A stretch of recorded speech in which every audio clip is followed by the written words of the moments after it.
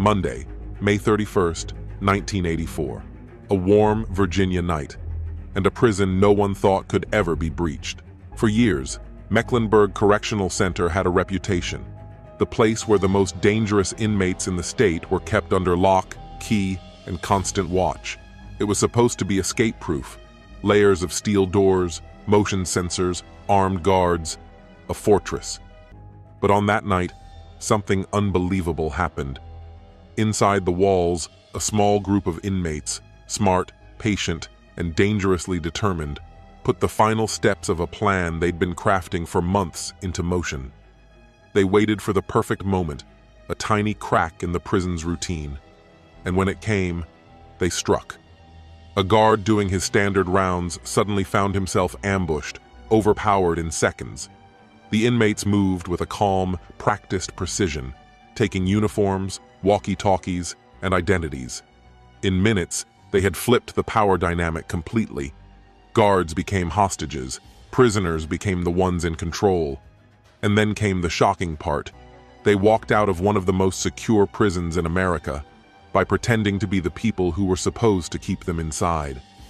What followed would become one of the most astonishing and embarrassing prison breaks in U.S. history. For 6 convicted murderers who broke out of a state prison in Mecklenburg County, Virginia during the night, the inmates were all on death row.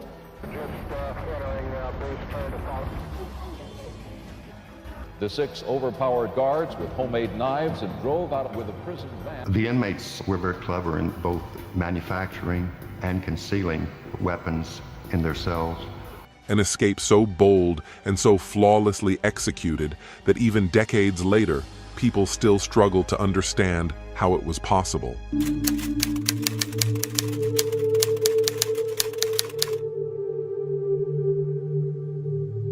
The Mecklenburg prison, which was well known for its high level of security. In this prison, there was a particular section for inmates sentenced to death row, and this section was located in building number 1. The escape happened on May 31st, 1984, around 11 p.m. As soon as the escape was discovered, a major alert was triggered. All authorities, including the police and the FBI, were alerted. This was the first time in American history that inmates sentenced to death escaped from prison, and that means 6 fugitive killers were on the run, so there was no time for delay. They had to be apprehended immediately. The search operation commenced immediately after the escape was uncovered.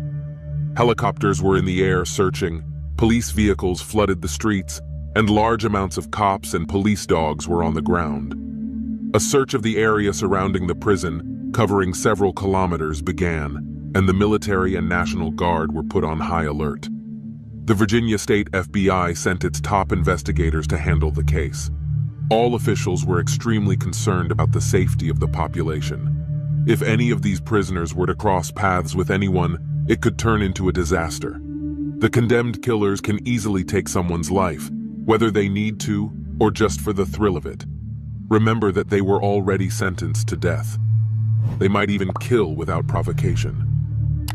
The investigators arrived at the prison, where they were met by the prison warden. They began collecting information from the warden. He said that as they entered Section C of Building 1, everything was chaotic.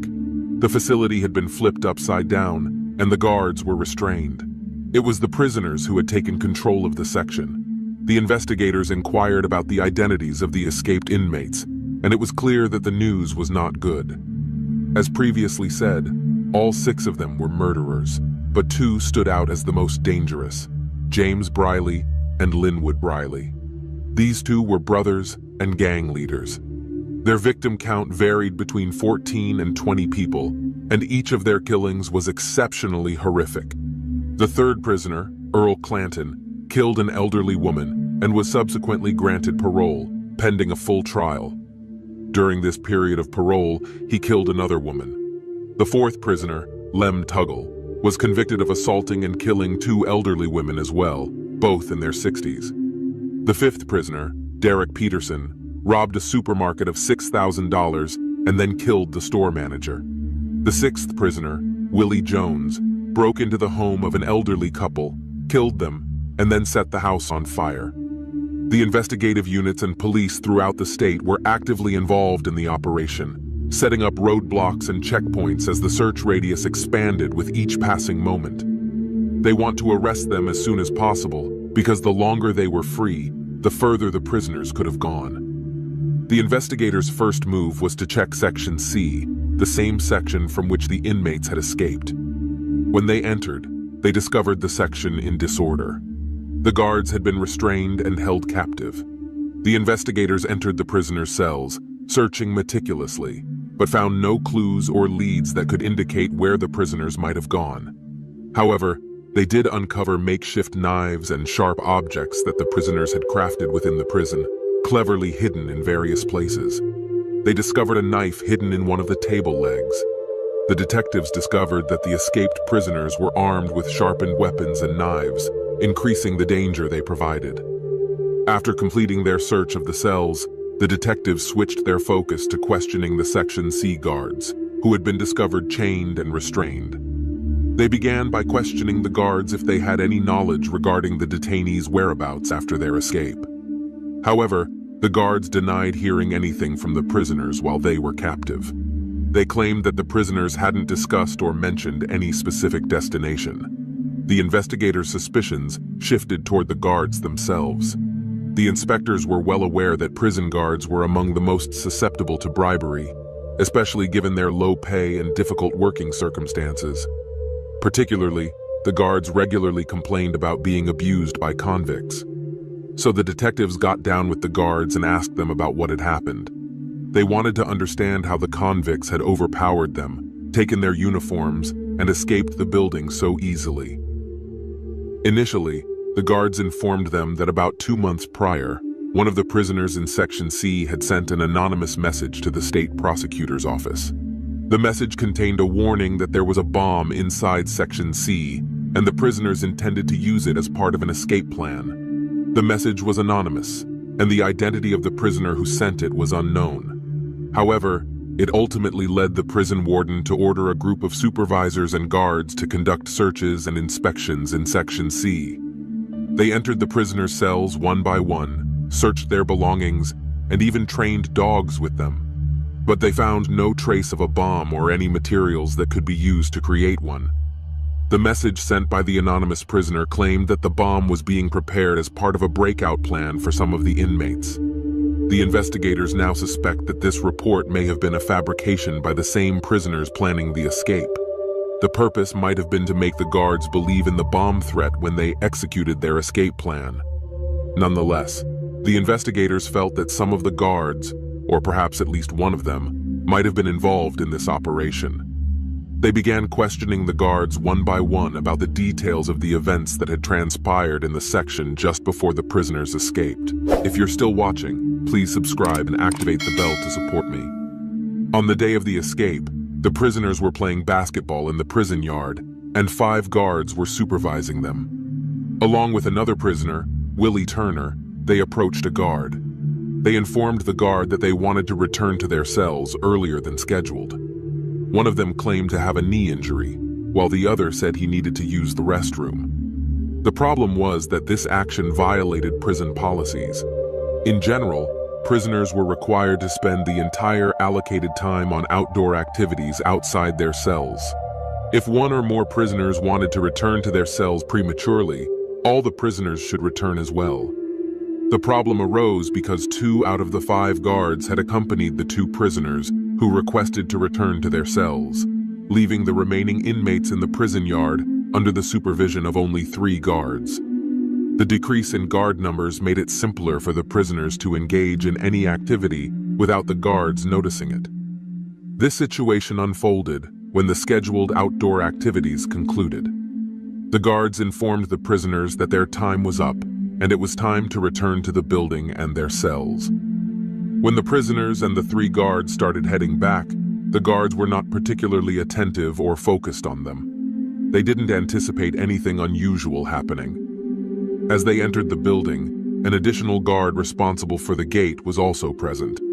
This guard had a control panel with buttons that could open and close the electronically operated doors throughout the section. The guards had been lax in adhering to prison policies and rules, to the extent that they hadn't even counted the prisoners. This should have been a basic protocol. Suddenly, chaos erupted among the prisoners as they pushed and raised their voices. At that moment, the prisoners were still in the area near the gate. They had entered through the outer gate, but had not yet reached the inner gate that led to the cells. The 3 guards and the gatekeeper were drawn to the commotion and disorder created by the prisoners, and failed to notice one of the prisoners as he opened the door to the restroom located nearby and entered it. This particular restroom was designated for the guards, and the prisoner who entered it was Earl Clanton. His mission was to stay in the restroom and await a specific signal from his accomplices. The plan was for him to remain inside the restroom, holding the lock from the inside, so that even if someone attempted to enter, they would feel that someone was inside or that the lock was jammed. Outside the restroom, the guards were trying to regain control over the chaos the prisoners had incited. Indeed, moments later, the prisoners suddenly quieted down because their intended goal had been achieved when Earl Clanton entered the restroom successfully. Since the guards did not check on them, and even didn't count them as they entered, they were unaware that one of them was missing. After things had calmed down, the guards opened the door to the cell area and ushered the prisoners inside, moving them away from the gate area. As for Clanton, he remained hidden in the restroom. In building number 1 of the prison, there were 3 sections: Section A, Section B, and Section C. Section C housed the inmates sentenced to death. This section was further divided into 2 zones, each separated from the other. Between these 2 zones was the gate control room for Section C, where the guard responsible for the gates was stationed. According to the guard, the prisoner's escape plan began when one of them knocked on the window pane to get his attention. This particular prisoner had a book, and he wanted to give it to another prisoner in the second zone of Section C. This prisoner, located in the same zone, wished to pass the book to another inmate who was separated by the gate control room. The prisoner communicated with the gate guard through the telephone connecting the cell area and the gate control room. He asked the guard to deliver the book to James Briley, one of the 2 sibling killers we talked about earlier. The gate guard agreed to the request and left the gate control room, leaving the door slightly open. Meanwhile, the prisoners within the cell area were preparing themselves for the escape operation. One of the prisoners, Willie Turner, possessed remarkable craftsmanship skills. He could fashion knives and sharp weapons from almost nothing, using materials obtained from the restroom or the edges of doors. He honed these improvised weapons with stones until they became sharp, cleverly concealing them in books, tables, or other places where it would be difficult for the guards to detect them. The investigators believed he was the mastermind behind the entire operation due to his intelligence. In reality, Willie Turner had no intention of escaping, despite being the principal figure and planner of this entire operation. So the plan began with the book, just as we mentioned earlier. The gatekeeper took the book and left the control room, leaving the door slightly ajar. He went to the opposite door to give it to the second prisoner in the second cell area. When the guard handed the book to the second prisoner, James Briley, he raised his voice and thanked him for the book. This was the signal that Clanton, who was hiding in the bathroom, had been waiting for. As soon as Clanton heard this phrase, he quickly left the bathroom and entered the gate control room. He pressed the button that opened the gates to the cell area, and suddenly, all the doors swam open, and chaos ensued. The prisoners grabbed their weapons and attacked the guards. In the blink of an eye, the guards became the prisoners, and the prisoners became the guards. Within minutes, the prisoners had taken control of the entire section. They tied up every guard in the section, confiscated their batons, and even took their wallets and personal belongings. Now that the prisoners had taken over Section C, they isolated it from the rest of the prison buildings. The next step was to capture a high-ranking officer, because the guards who were initially in their custody couldn't issue orders to open the main gate, so they needed a high-ranking officer to do this. Under duress, one of the guards called one of the supervisors in the prison. He told him that there was an emergency in Section C and that one of the prisoners had been injured as a result of a fight that broke out between him and another inmate. The guard asked the supervisor to come personally to assess the situation and oversee it.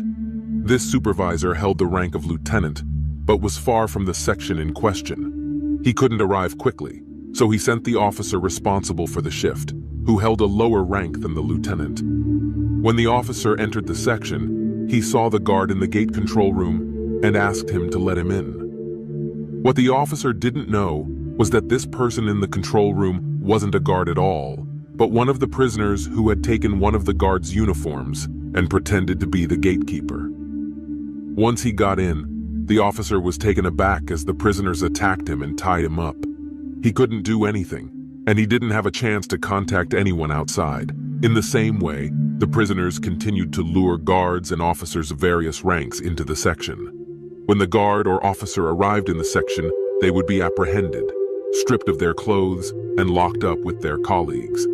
Even the nurse who was responsible for this section was taken captive, and they locked her up alone in a cell.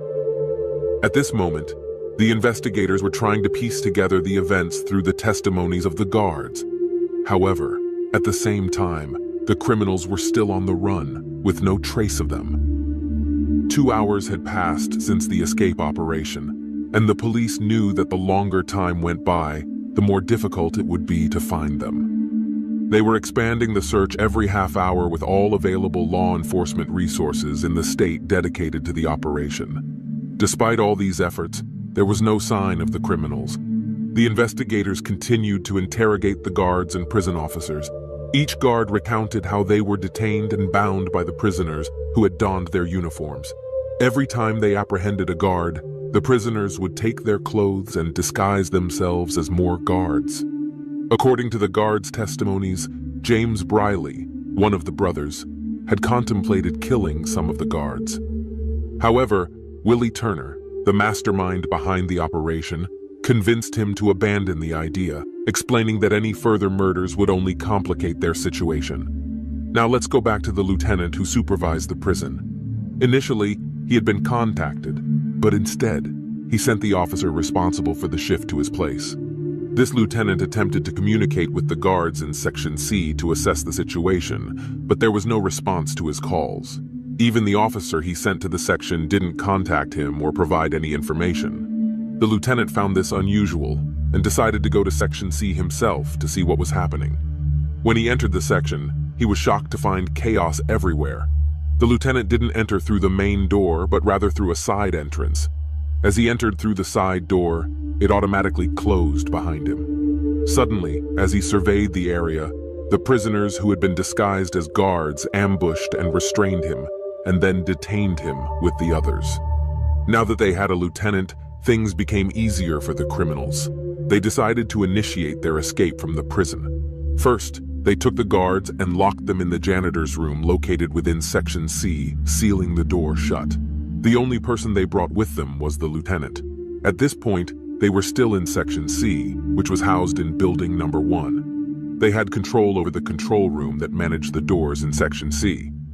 However, there was another control room at the main entrance of Building Number 1, which had a duty guard inside.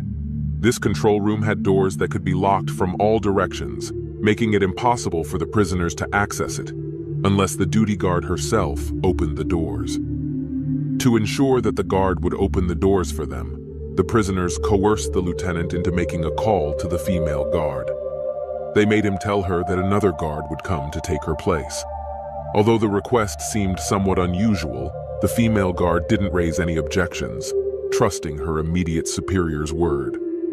Earl Clanton and Derek Peterson emerged at this time and moved in the direction of the gate control room. When the guard saw them, she promptly opened the door, oblivious to the fact that these were prisoners disguised as guards, especially since her direct superior had informed her that another guard would take her place. The two prisoners entered the room, seized the guard, and bound her. This way, the prisoners gained control over all the doors in Building Number 1. However, a significant obstacle still lay ahead of them. The large external gate, the prison's main entrance, consists of two adjacent gates that, as we previously mentioned, were not supposed to be opened simultaneously. But the prisoners had the lieutenant, and he had the authority to open any door and issue any orders to the guards. So, they coerced the lieutenant again into calling the guard at the external gate. As I mentioned earlier in the events we discussed in the introduction, the lieutenant told the gate guard that there was a bomb in Section C. He instructed the guard to open both gates simultaneously and quickly bring the prison van to building number 1. What aided the guard in believing the story was the message sent by the unknown prisoner about a bomb in Section C, along with the search operations conducted by the guards because of it. Now, the situation was more believable, and most likely, as we mentioned before, it was the prisoners themselves who had written this message to plant the idea in the guards' minds as the escape operations date approached. The guard promptly carried out the lieutenant's instructions, opening both gates and directing the prison van towards building number 1. Meanwhile, one of the prisoners grabbed a small television from one of their cells. The plan was to cover it with a blanket and pretend that it was a bomb. It's important to note that not all the prisoners involved in this operation intended to escape. Some of them had to remain in the control rooms to facilitate the opening of doors. They didn't all aim to escape. They just wanted to be part of the operation. Even Willie Turner, the mastermind of the operation, didn't escape because he had an ongoing appeal against his death sentence and wanted to wait for the appeal's outcome. So he chose to stay in prison to avoid missing it.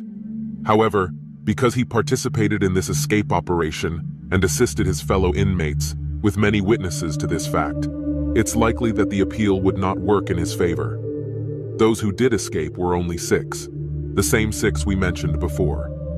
Before leaving the building, these 6 criminals forcibly entered a room containing riot control equipment meant for the guards. They took some helmets and shields and used a stretcher meant for the injured to conceal the television. They covered the television with a blanket to make it appear as if it were a bomb.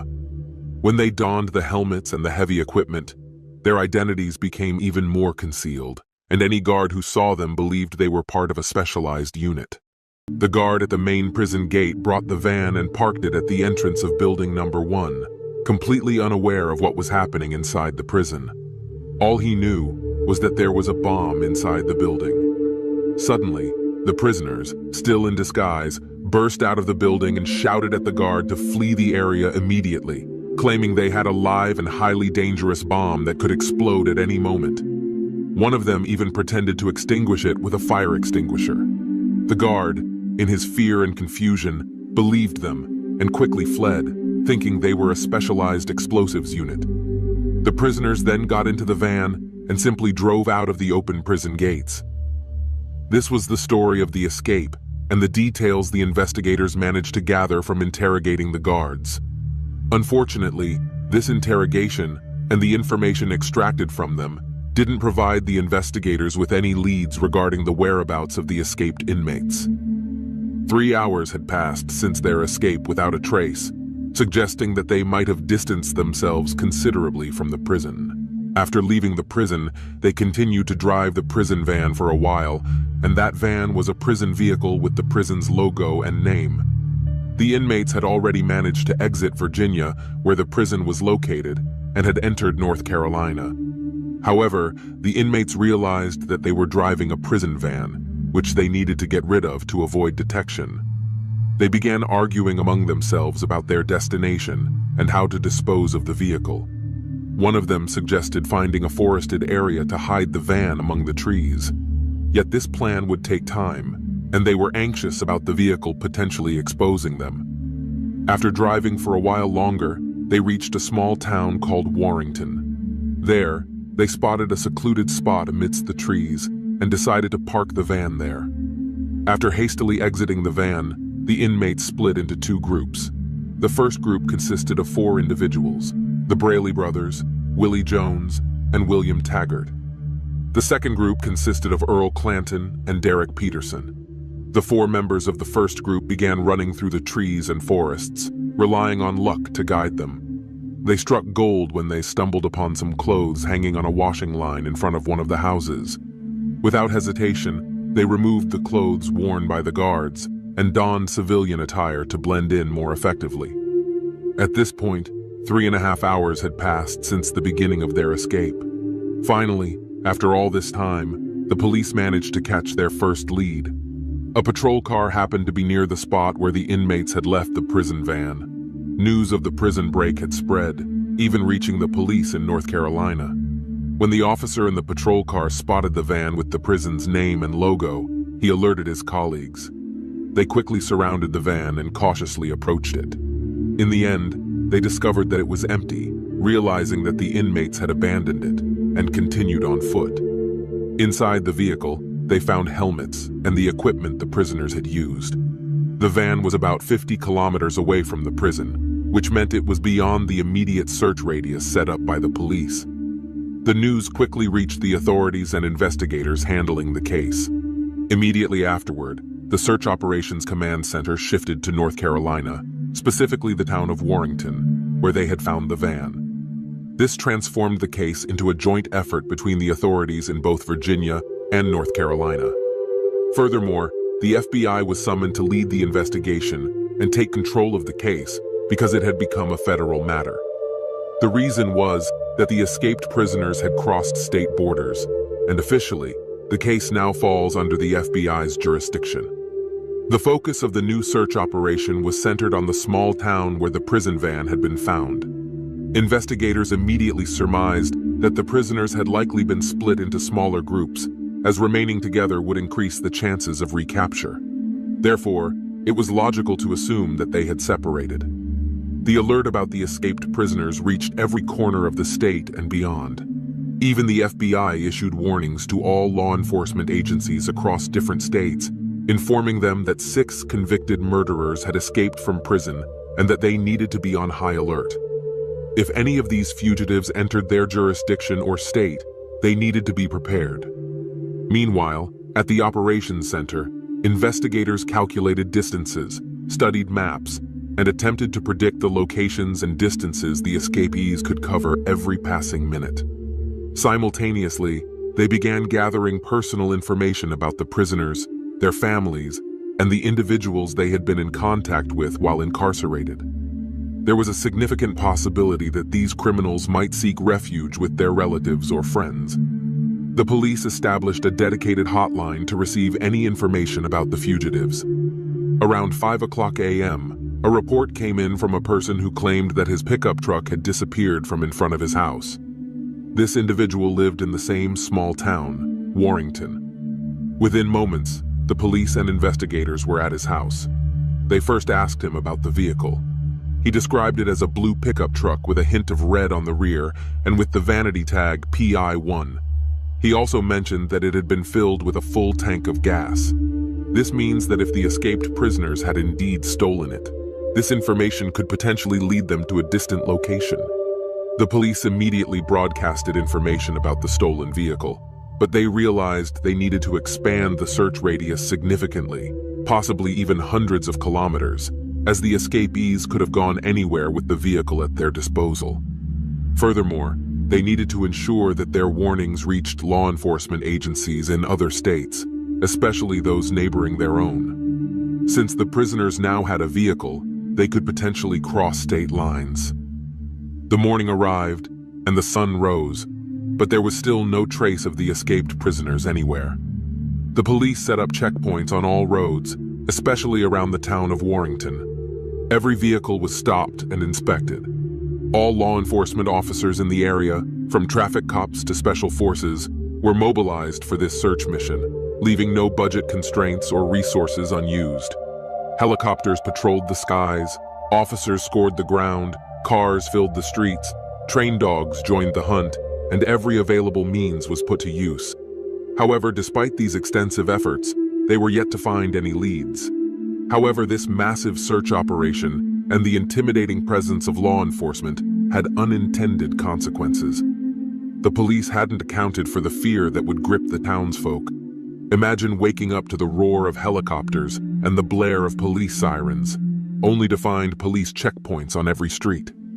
Later, they would learn from the news that 6 dangerous killers had escaped from prison and had been in their town the previous night.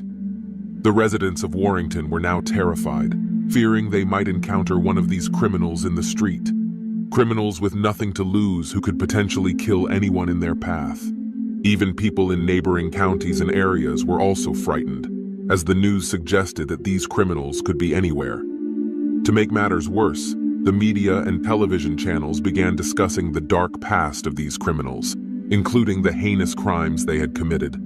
This included attacks on elderly women in their 70s, the murder of entire families, and even the killing of a 5-year-old child after witnessing his parents' murders. As a result, the residents of Warrington and the surrounding areas flocked to gun shops in a frenzy, buying firearms and ammunition. The situation escalated to the point where gun shops completely sold out of their inventory, with not a single weapon or bullet left in stock. Everything was sold. The additional problem was that people were even afraid of the officers and policemen. They knew that the criminals had disguised themselves in guard uniforms. So when the police occasionally knocked on people's doors to question or interview them, they faced significant resistance. People were unwilling to cooperate or even open their doors. Many people had barricaded themselves inside their homes, locking their doors and refusing to open them to anyone. They took shifts within their families, ensuring that there was always someone awake and alert for anything that might happen, armed with a weapon. In their efforts to help the citizens, especially women and the elderly, who needed groceries or supplies from the market, the police offered assistance by personally shopping for them. In general, the people in the town and the surrounding areas were terrified. This fear had a significant impact on the volume of calls received by the police. Every minute, they received calls reporting sightings of one of the criminals somewhere.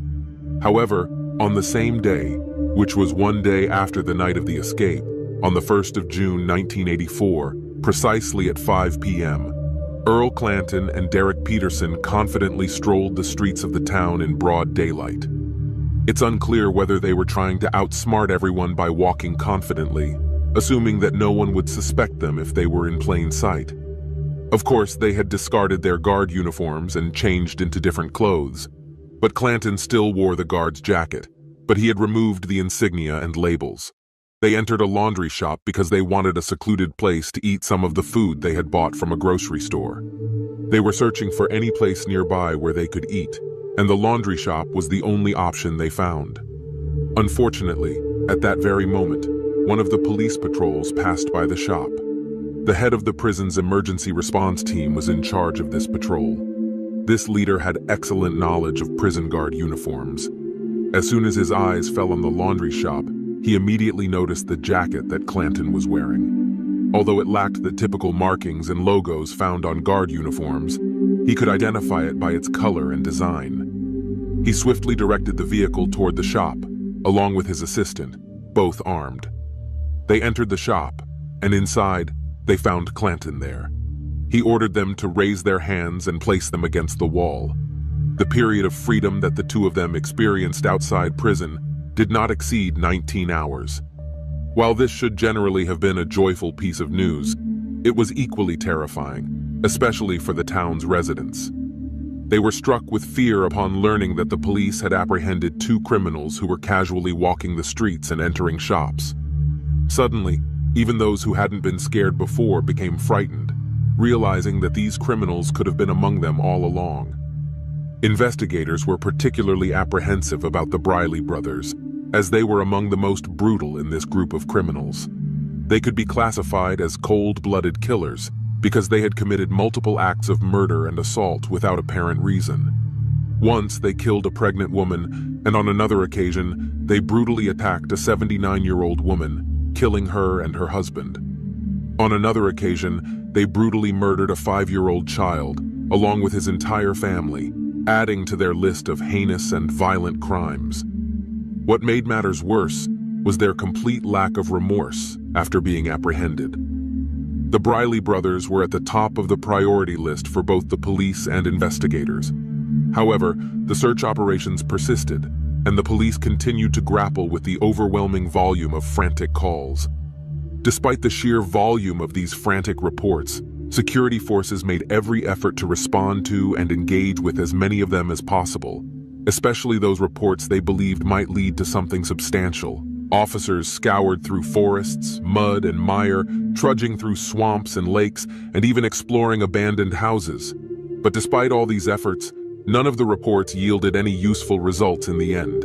However, even without the reports, the police's efforts remained relentless.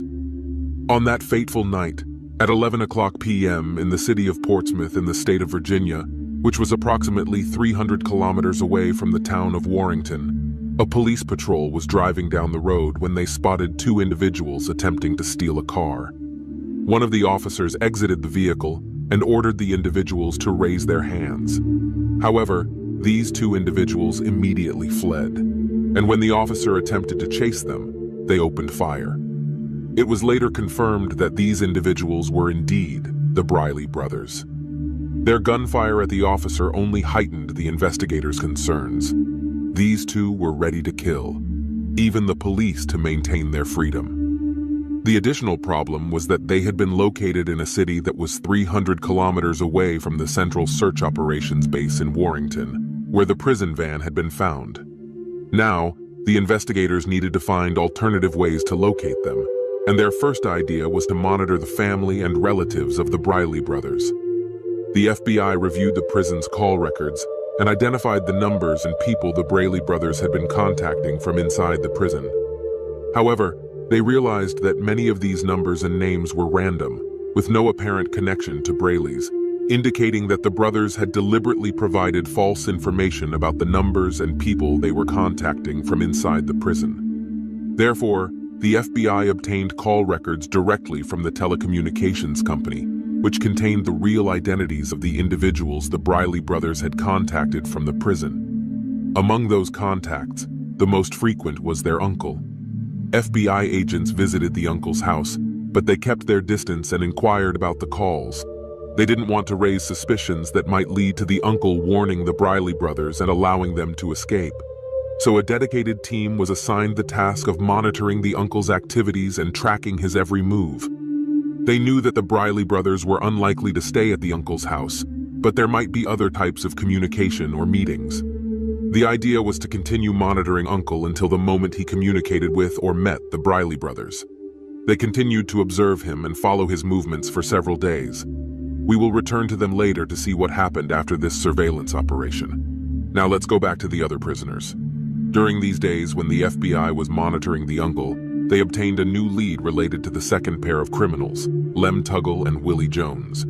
These two prisoners had taken 8 days to reach the state of Vermont, where they were hiding in one of its forests. Vermont is located near the Canadian border, and their ultimate goal was to reach Canada. They had found a secluded spot in Vermont's forests to spend their nights, but a problem arose.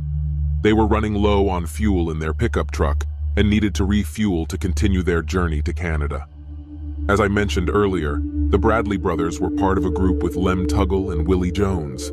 Together, the four of them found the pickup truck and stole it from its owner's front yard. The owner reported to the police that the truck was blue with a hint of red at the back and had a distinctive license plate PI1. However, the morning after they left the town, the Brawley brothers split from Lem Tuggle and Willie Jones. They told them that someone would come and they would go with him. Anyway, Lem Tuggle and Willie Jones took the pickup truck and headed toward Vermont. Their goal was to reach Canada, but they needed fuel for the truck. Lem Tuggle left Willie Jones in the woods and drove the truck to a nearby town called Stamford, specifically a shop that sold antiques and gifts. He entered the store and began talking to the owner. Moments later, he brandished a knife and demanded all the money she had. Faced with no other choice, the store owner complied with the threat and handed over all the cash she had. Lem Tuggle then quickly left the store and ran to the pickup truck and drove away. However, the store owner managed to run after them and get a glimpse of the car's appearance and license plate number. Immediately, she called the police and reported the incident. Lem Tuggle had taken approximately $80 from the store owner, which wasn't a significant amount, but it was enough for fuel to get them to Canada. Their plan was for Lem Tuggle to return to pick up Willie Jones, who was waiting for him in the forest. Afterward, they would continue their journey to Canada together. Unfortunately for him, the police response to the store owner's call was faster than expected. Once the police received the report, they quickly realized that the stolen car might be connected to the prison break at Mecklenburg, an operation every police officer in the town had heard about. The town was small, with few residents and limited streets. Accidentally, there was a plainclothes officer on the street at the time. He was taken by surprise when the stolen car passed him in the opposite direction. He immediately turned around, activated the police lights, and sounded the siren, initiating a pursuit. Lem Tuggle, of course, did not stop and continued to drive, attempting to escape. However, the pursuing officer contacted other police units, and a patrol car close to their location swiftly joined the chase. The plan was for the second officer to act like a roadblock, forcing the suspect to stop. So once he reached a point he deemed suitable, he blocked the road with his car, exiting with his weapon aimed in the direction from which the suspect's car was expected to come. The police were aware of the danger, as they had confirmed that this man was likely one of the death row inmates who had escaped from prison. The situation was tense, especially since this was a rural police force, unaccustomed to high-speed chases, armed confrontations, and such incidents. The question remained, would the suspect stop when he saw the police car blocking the road with an officer aiming a weapon at him, or would he resist? The officer remained fully focused. If the suspect did not stop, he would have to open fire. Fortunately, Lem Tuggle stopped the car as he reached the makeshift roadblock. He surrendered, and the police arrested him. Afterward, he expressed regret for robbing the store and wished he had chosen a different target. On the day following the arrest of Willie Jones, who had been waiting for his partner in the woods, an unusual and bizarre turn of events unfolded when Willie Jones reported himself. That day, Willie Jones called the police emergency line and informed the operator that his name was Willie Jones. He explained that he was one of the inmates who had escaped from Mecklenburg prison, but now he was tired and wanted to turn himself in. The operator was taken aback and asked him about his location. Willie provided a description of the area where he was, but couldn't pinpoint his exact whereabouts. However, the operator managed to deduce his location from his description, informed him that a patrol car would be sent to pick him up, and asked him to stand in a clear spot. Willie Jones assured her that they would find him on the side of the road. Indeed, a patrol car soon arrived, driving along the designated route. They spotted Willie Jones standing at the roadside, signaling to them. Willie Jones informed the police that he was unarmed, but they approached him cautiously regardless. And then they arrested him. When the investigators later questioned him about why he had decided to surrender, he told them that he had been lost in the woods, waiting for Lem Tuggle. After a full day passed with no sign, he grew uncertain about his fate. He thought either something had happened to him, or perhaps he had abandoned him and fled to Canada on his own. Willie Jones found himself in a difficult situation. Deep in the forest, hungry and unable to find anything to eat, he reached a point of desperation and decided to turn himself in. What saddened Willie Jones afterward was the discovery that he had been only a few kilometers away from the Canadian border. He could have walked there, and the border was not heavily guarded, making it relatively easy to cross. Unfortunately, he realized this too late. Now, 4 out of the 6 escaped inmates had been captured, but the 2 most dangerous ones remained free. The Briley brothers, as mentioned before, were of particular interest to the investigators. Lem Tuggle and Willie Jones informed the investigators that they had separated from the Briley brothers the morning of the next day of the escape, and they had no idea where they might be. The FBI had no leads or clues to follow in their search for the Briley brothers, except for their uncle. They had been closely monitoring him, believing that he was the person the Briley brothers would contact or might have already contacted from prison. They continued to observe him for several days, but each day ended without any communication or meeting with the Briley brothers. Finally, patience paid off. One day while they were tailing him, they followed him to a car dealership. To their surprise, a woman had filed a police report, indicating that James Braley had contacted her, and when they traced the number he had used to call her, it led them to the same dealership. It's certainly no coincidence that their uncle ended up at the same store. They must have had a connection to this place. In reality, the store owner had met the Briley brothers through their uncle, who had introduced them using false names instead of their real ones. As both the uncle and the store owner were acquaintances, the FBI had developed significant suspicions about the store's involvement. They had days of surveillance on the location, but with no results. However, on June 19, 1984, their surveillance unit observed two men working on a car in front of the store. These men bore a resemblance to the Briley brothers, but the investigators weren't entirely sure of their identities. So they sent an undercover operative from the same neighborhood to approach them, strike up a conversation, and confirm their identities. The operative smoothly integrated himself into a discussion with those two men, displaying no signs of suspicion. He spoke and behaved just like one of the locals, successfully blending in with them. After a brief interaction, the operative returned to the investigators and confirmed that one of the men was indeed James Briley, but the other individual was not his brother. Now, the investigators had at least pinpointed James's location, but the problem was that they didn't want to apprehend him without knowing where his brother was. They wanted to capture both brothers simultaneously. Fortunately, on that evening, they were able to confirm that Linwood was also present in the store. It seemed they were hosting some sort of gathering or small party with a group of friends and acquaintances. The police, once they were certain that both brothers were inside the store, wasted no time. They swiftly raided the location, taking everyone inside by surprise, especially the Briley brothers.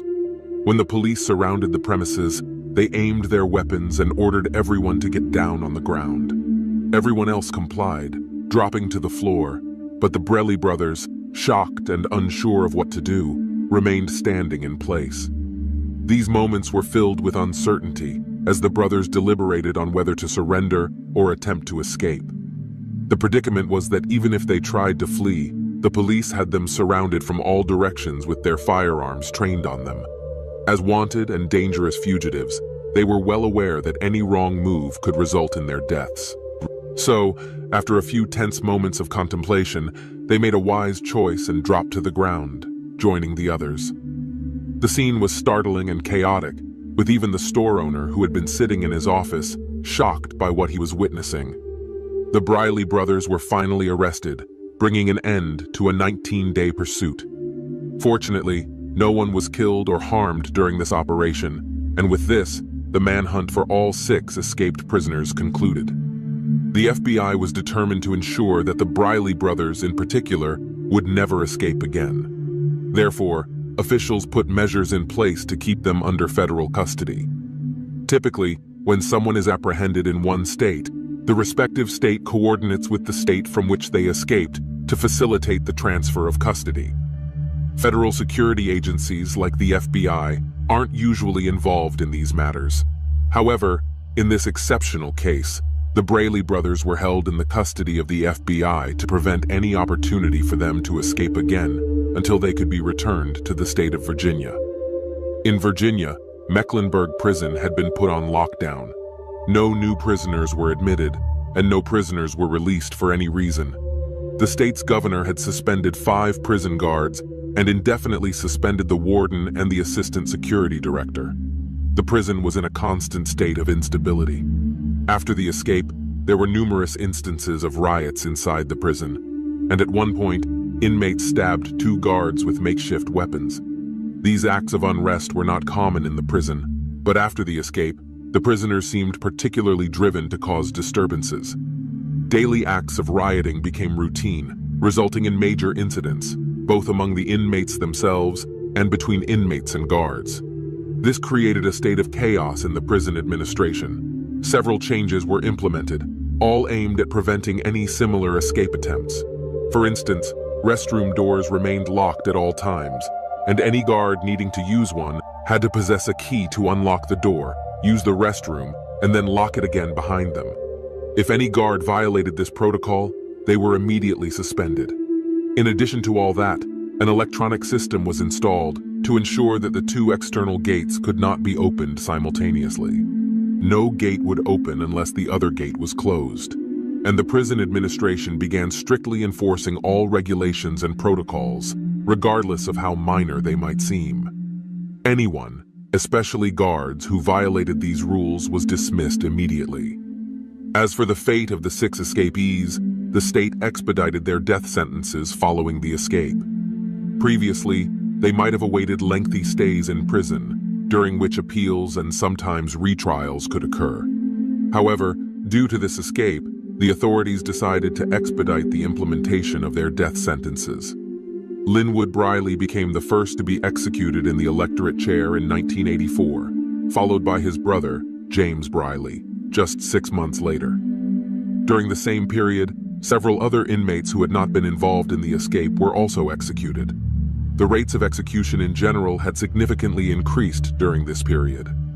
As for the remaining 4 of the 6 escapees, their time in prison was prolonged a little bit. Earl Clanton was executed in 1988, followed by Derek Peterson in 1991. Willie Jones was executed in 1993, and all of them met their fate in the electric chair.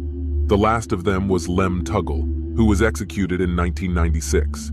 However, by that time, they had suspended the use of the electric chair, so Lem Tuggle was executed by lethal injection. We previously talked about Willie Turner, the inmate who crafted the knives and masterminded the operation. However, as we mentioned, he did not escape with them because he had an appeal pending for his death sentence. He hoped that this appeal would either exonerate him or reduce his sentence, but in the end, he too was executed in 1995 by lethal injection.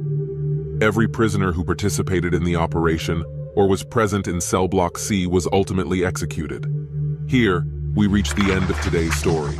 I hope you enjoyed it. If you liked the video, don't forget to hit the like button and subscribe to the channel. Also, activate the bell icon to receive notifications for new videos. Thank you for watching.